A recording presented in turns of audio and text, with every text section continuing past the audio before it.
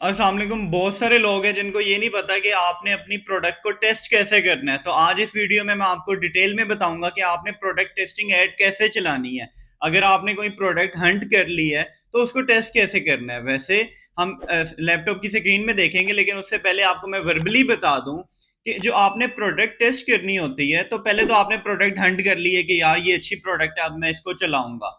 तो product test करने का मतलब ये नहीं होता कि जस्ट आपने सेल्स देखनी है कि आपको कितने ऑर्डर्स आ रहे हैं। ऑर्डर्स पे तो आपका डिपेंड ही नहीं कर रहा ना, कि अगर आप फॉर एग्जांपल 1,000 रुपए का बजट लगा रहे हो तो उस हिसाब से तो आपको अगर 200 का सीपीआर है, 5 ऑर्डर्स आने हैं। तो अब आपको ये तो नहीं है कि आप 1,000 रुपए के बजट में आप कह रहे हो कि मुझे 100 ऑर्डर्स आ जाए। वो तो बजट पे डिपेंड करता है, ऑर्डर्स कि आपका बजट ज्यादा है, आपके ऑर्डर ज्यादा है। आपने मेन चीज देखनी है, आपको सीपीआर कितनों का पड़ रहा है, कितने लोग आपकी एड पे रुक रहे हैं, आपका हुक रेट क्या है। ये वाली सारी चीजें आपने देखनी है। और उसके बाद आपने खास तौर पे देखना होता है कि आपको क्लिक्स आ रहे हैं कि नहीं आ रहे। हाँ, फॉर एग्जाम्पल मैंने कोई प्रोडक्ट की टेस्टिंग ऐड चलाई है तो उसमें मैं क्या क्या देखूंगा। सबसे पहले तो मैं देखूंगा कि जो मेरा वीडियो है, क्रिएटिव है, वहां पे लोग रुक रहे हैं कि नहीं, एंगेजमेंट हो रही है कि नहीं, एंगेज कर रहे हैं कि नहीं। उसके बाद नेक्स्ट स्टेप होता है एंगेज तो कर रहे हैं, वो हमारी वेबसाइट पे भी जा रहे हैं कि नहीं, क्लिक करके उस प्रोडक्ट के लैंडिंग पेज पे।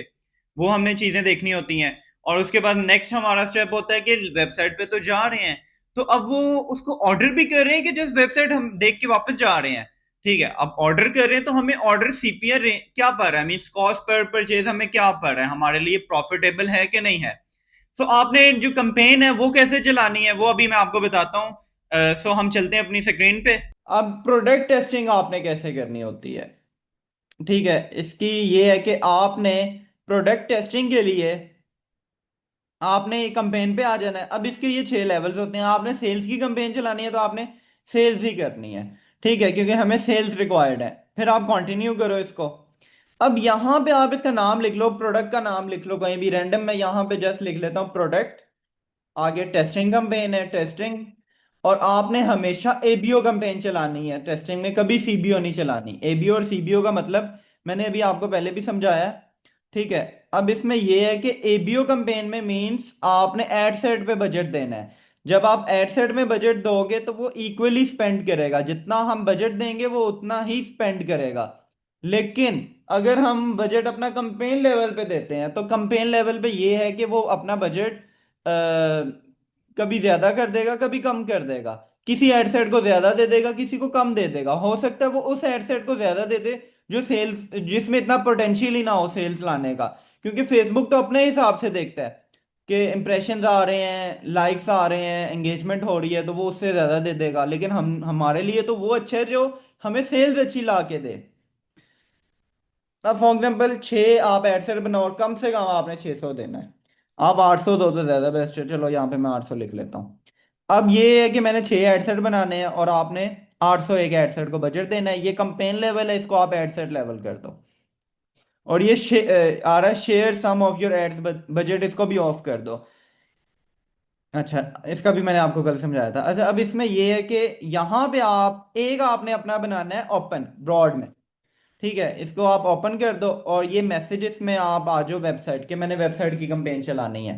यहाँ पे आप अपना पिक्सल सेलेक्ट कर लो और कन्वर्जन इवेंट में आप अपना परचेज सेलेक्ट करना है आपने। और अगर आपका नया पिक्सल है तो वो इस तरह आपको एरर देगा, तो घबराना नहीं है, वो देता है। आगे आ जाओ। अब हमने बजट कितना देना है, 800। 800 बजट दे दिया। अब मेरी ये कंपेन है। For example I am testing a skin care product, कोई मैं ब्यूटी क्रीम या इस तरह कुछ टेस्ट करने लगा हूं।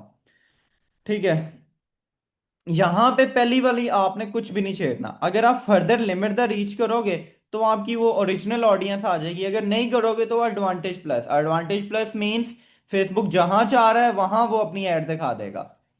ओके, अब इसको करते हैं। अब यहाँ पे कुछ भी नहीं छेड़ना, आपने नेक्स्ट आ जाना है। यहाँ पे आपने अपनी वीडियो 1 लगानी है, जो आपका पहला क्रिएटिव है यहाँ पे लगाओ। फिर आप इसी को डुप्लीकेट कर लो। डुप्लीकेट करके आपने क्या करना है, आपने यहाँ पे वीडियो 2 लगा देनी है। ठीक है, यहाँ पे डिफरेंट वीडियो, यहाँ पे डिफरेंट। एटलीस्ट आप 2 3 लगाओ। ठीक है, एक से ज्यादा लगाओ, कम से कम 2 हो। और ज्यादा से ज्यादा आप 4 लगा दो, इससे ज्यादा ना लगाओ। ठीक है, अब वो जो लोग कहते हैं कि 6 लगाओ, वो तो आपने उनकी बातों में नहीं आना। अब आपने क्या करना है कि ये पहला वाला हमारा ओपन हो गया है। अब आपने इसको क्विक डुप्लीकेट कर लेना है। अब आपने यहाँ पे इंटरेस्ट टारगेटिंग करनी है। पहला मैं इंटरेस्ट लगाता हूँ फॉर एग्जांपल एंगेज शॉपर्स। ठीक है, ये मेरा पहला इंटरेस्ट है, एंगेज शॉपर्स। अब मैंने क्या करना है, अब आपने इसको रीजनल ऑडियंस में शिफ्ट कर लेना है। अब आपने यहाँ पे इसे करना है further limit the reach. Means के जो ऑडियंस मैं सिलेक्ट कर रहा हूँ जस्ट उसे ही ऐड दिखाए, उसके अलावा ना दिखाए। यहाँ पे मैं एज वाइज भी टारगेटिंग कर सकता हूँ। फॉर एग्जांपल स्किन केयर की प्रोडक्ट है तो मैं कर रहा हूँ 18 to 42। ओके, उसके अलावा अगर फीमेल की प्रोडक्ट्स है तो मैं जस्ट फीमेल्स को करता हूँ। और ये यूज एज सजेशन को आपने ऑफ करना है। अगर ये ऑन रहेगा तो इसका मतलब है कि वुमेन्स को तो वो दिखाएगा, उसके अलावा भी वो लोगों को दिखा सकता है। ठीक है, अब यहाँ पे आपने ये इंटरेस्ट लगा दो, आप ये बिहेवियर एंगेज शॉपर्स का। एंगेज शॉपर्स लग गया। अब आपने इसे फिर डुप्लीकेट करना है। अब आपने सिर्फ कीवर्ड अपना चेंज कर लेना है। अब फॉर एग्जांपल आपकी स्किन केयर की प्रोडक्ट है तो आप वो लगाओ, कॉस्मेटिक का कीवर्ड लगाओ, ब्यूटी का लगाओ, स्किन केयर का लगाओ। यहाँ पे फॉर एग्जांपल मैंने ब्यूटी लगा दिया। और ऊपर मैं नाम भी चेंज कर लेता हूँ ताकि मुझे पता चले ये एड सेट के अंदर मैंने कौन सा इंटरेस्ट लगाया है। ओके, फिर मैं इसको डुप्लीकेट कर लेता हूँ ओरिजिनल सेटअप के साथ। अब यहाँ पे मैं एक लगाऊंगा स्किन केयर के नाम से। ओके, अब यहाँ पे मैंने क्या करना है, इसको मैंने ब्यूटी को ख़त्म करना है, यहाँ पे स्किन केयर लगा देना है। ओके, स्किन केयर आपका लग गया। अब हम इसको फिर डुप्लीकेट करते हैं। ओके, डुप्लीकेट करके अब मैंने यहाँ पे क्या करना है, स्किन केयर ख़त्म करके मैं कोई और लगा देता हूँ। यहाँ पे फॉर एग्जांपल मैं लगा रहा हूँ कॉस्मेटिक का। अच्छा, अब मैंने ऊपर नाम भी लिख दिया कॉस्मेटिक। अब मेरे कितने ऐड सेट हो गए हैं, 1 2 3 4 5 हो गए हैं। अब मैं एक छेवां बनाऊंगा और उसको मैं रखूंगा stack. Stack means combination of interest. अब मैंने एक तो ब्रॉड रखा है ओपन जिसमें कोई इंटरेस्ट नहीं लगाया। चार मैंने बनाए हैं जिसमें मैंने इंटरेस्ट टारगेटिंग की है। अब एक रखूंगा क्योंकि अब जब हम टेस्टिंग कर रहे हैं तो अब हम सिंगल सिंगल अगर जाएं तो वो बहुत ज़्यादा हमारे एड सेट बन जाएंगे। तो अब हम एक में ना कुछ मल्टीपल इंटरेस्ट लगा देंगे। यहाँ पे फॉर एग्जांपल मैं लगाता हूँ एक पर्सनल केयर का। पर्सनल केयर लगा देता हूँ। उसके अलावा मैं